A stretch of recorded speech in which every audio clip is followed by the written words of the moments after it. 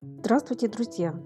Сейчас стоит еще достаточно теплая, но уже не жаркая сентябрьская погода. И в этом видео я хочу показать поэтапный процесс черенкования некоторых садовых растений. Надеюсь, вам это будет не только интересно, но и полезно.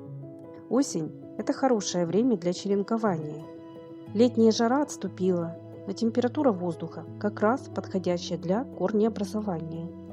Хотя есть многие неприхотливые культуры, которые можно размножать весь период, с весны по осень. К таким относятся самшиты, гортензии, бересклет форчуна и даже некоторые хвойные, как, например, мои любимые туи смарагд. Процесс черенкования всех этих растений почти одинаковый и очень простой. Это видео может быть вам полезным, если вы, например, захотите вырастить на своем участке вот такой низкий бордюр из самшита. Для этого вам понадобится укоренить много веточек и высадить их на расстоянии 10 см друг от друга. Далее этот плотный бордюр придется стричь, поддерживая необходимую вам высоту. Если же вы захотите бордюр из самшита повыше, тогда саженцы лучше высадить на расстоянии около 30 см. Все зависит от того, какую цель вы преследуете. Я видела вечно зеленые изгороди из многолетнего самшита выше моего роста. Это совершенно неприхотливое и засухоустойчивое растение, которое кроме стрижки и профилактической обработки от бабочки-вредителя самшитовой огневки ни в каком уходе не нуждается. Пожалуй, это один из немногих кустарников, который радует меня круглый год, даже зимой, и никаких сложностей мне не доставляет. А еще самшит великолепно укореняется. Процесс размножения очень простой. Я нарезаю веточки произвольной длины, примерно около 10-18 см. Идеально, если веточка выломана с так называемой пяточкой. Но это особой роли не играет. Все нижние листики я удаляю. В результате получаются черенки, как на видео. Для лучшего укоренения многие используют препарат корневин. Он продается в порошке или в кристаллах. Так вот, лучше покупать тот, что в порошке. Он хорошо прилипает к основанию черенка и не осыпается. Корневином я редко пользуюсь и уже несколько лет применяю другое, универсальное средство, которым вполне довольна. Мне понравилось использовать натуральный препарат гумат калия. В качестве укоренителя еще можно порекомендовать ризопон, но это средство стоит на порядок дороже. Перед черенкованием я готовлю светло-коричневый водный раствор гумата, в котором выдерживаю все свои черенки примерно день. Хотя по своему опыту могу сказать, что самшит – это то растение, которое хорошо укореняется даже без применения средств корнеобразования. Вы можете сразу черенковать нарезанные и заготовленные веточки без каких-либо препаратов. А вот на что все-таки стоит обратить внимание, так это на выбор места для своего череночника. Он не должен находиться на солнце. Лучшее место – это полутень. Мой череночник расположен под ажурными кронами садовых деревьев. Откидную крышку короба дополнительно я оббила белым притеняющим агроволокном. Чтобы вам не пришлось часто поливать свои черенки, используйте мини-теплички из пластиковых контейнеров. Землю необходимо подготовить заранее. Она должна быть рыхлой, у меня с добавлением чистого речного песка, в меру влажной и обязательно очищенной от корней сорняков. Нарезанные черенки я погружаю в раствор гумата калия и оставляю их на день. После заглубляю их в грунт до первых нижних листиков. Желательно, чтобы они не касались земли. Свои черенки располагаю достаточно плотно друг к другу. На процесс укоренения негативно это не отражается. Скорее наоборот. Проверено уже годами. Когда все веточки заглублены в почву, сверху я их накрываю обрезанными пластиковыми емкостями. У меня это 6-литровые бутыли от питьевой воды. Такие мини-теплички позволяют мне не поливать черенки почти весь сезон.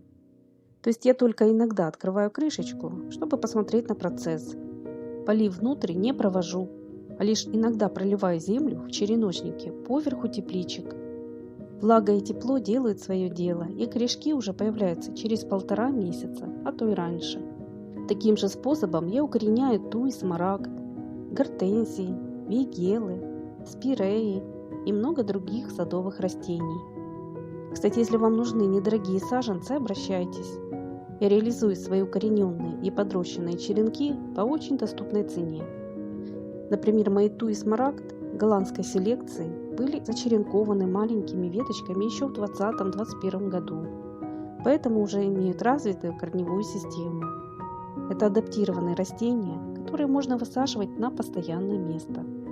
При своевременном поливе и хорошем освещении туя смарагд с возрастом способна давать ежегодный прирост не менее 20 см.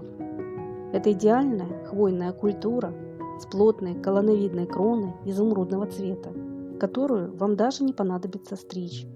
Крона настолько густая, что в ее зарослях каждый год мы находим приятные сюрпризы. Это гнезда мелких птиц.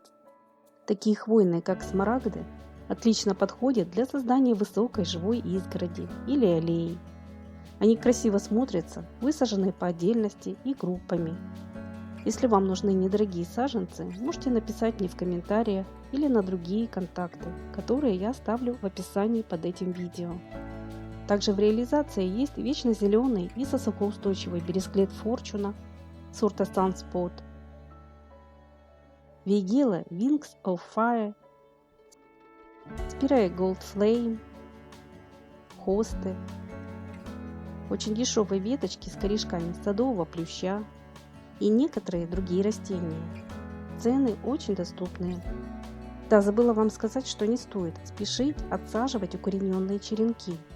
Обычно молодые растения, начеренкованные весной или летом, я пересаживаю на доращивание только на следующий год, а еще через год уже на постоянное место.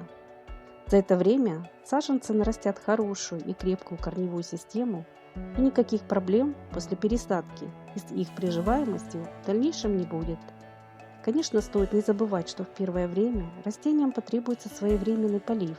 Это касается любых, даже засухоустойчивых культур. А вот уже подросшие, хорошо укорененные туи, бересклеты и самшиты с возрастом способны выдерживать даже продолжительную засуху. Свои взрослые двухметровые туи я вообще перестала поливать.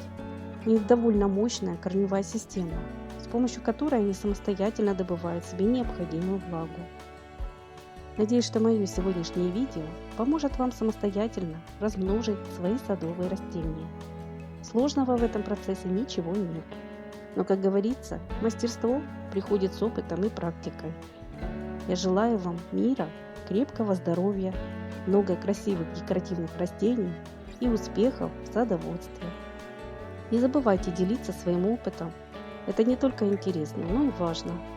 Как всегда, всем большое спасибо за вашу поддержку, добрые советы, лайки и комментарии. Подписывайтесь на наш канал и нажимайте на колокольчик, чтобы не пропускать выход новых роликов. А если вам это видео было хоть немного полезным, не забудьте, пожалуйста, поставить свой лайк. И до новых встреч на нашем канале Добрый сад.